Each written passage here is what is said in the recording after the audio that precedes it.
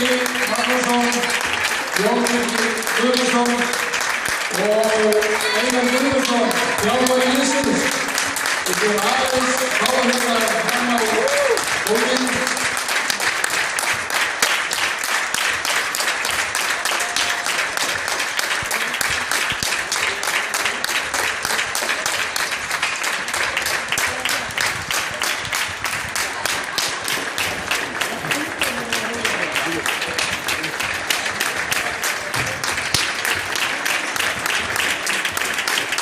Það þannig að þeir sem þekki Einar Guðmundsson sem að þjálfa liðið, þá það þannig að það ekki alltaf allir alveg sammála Einari. Einar keppnismaður með afburðum, hann sýndi það sjálfur í íþróttum, en hann smitar þeirri ákefst og þeirri krafti og þeirri sannfæringamætti fyrir árangri í hverjum einasta leik að hann skilar því áfram inn í liðið. Því hann eitilharður keppnismaður. Ég kann vel að veita að það áherslur hvað sem og hvernig sem og í öllum íþróttagreinum. Einar þeirri þá leið, eins og ég segi, það getur vakið deilur, en hvernig það þar uppi staðið, gekk það gekk ekki. Einar hefur sýnt það og sannað, við höfum byrjingu fyrir þessi hérarum og að gefa Einari sérstaklega gott klapp.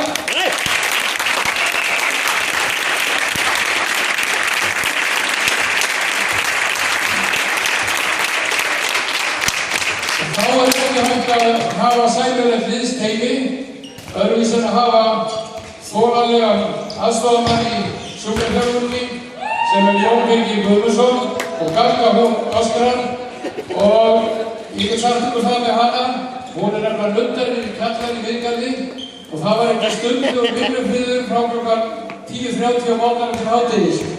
Því að hún kom alveg reglulega að segja okkur hvernig staðan væri og hvernig það væri að ganga og leta okkur vita alveg nýjustu skýrslur og reglur.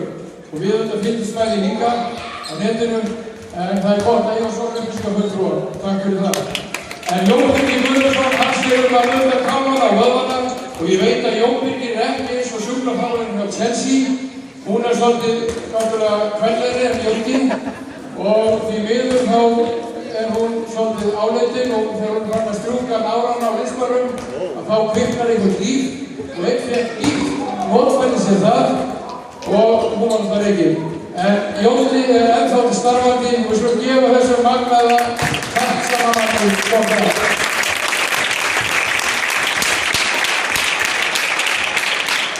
Það ennþá hurðarbaka, það rennur í blóðið, þeir eru keppnismenn. Ég sé það mjög oft á Jóni að hún langar inn á, en hann svo fast trúður að hann stemmir í. Þá komið að leikunum hér Elvar Örn Guðmundsson og ég get bara ekki eftir því. Ómar Ingi, ég alltaf með Magnús og Hafstein, það HM-lyftur. Það Ómar Ingi Magnússon, ég skil bara ekki hvernig fyrir þessu.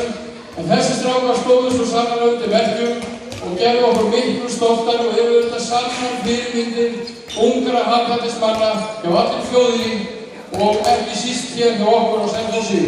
Og það þess vegna sem þetta svo mikilvægt að á árangri í íþróttinni þeir bera höfuð okkar ennþá hærra.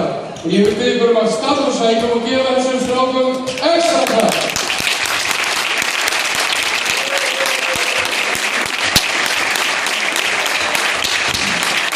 Og að endingu þá ég á fulltrúa handkvæmnisdeildar ungmenna fyrir Selfoss. Þann æðstráðandi sem hér til að koma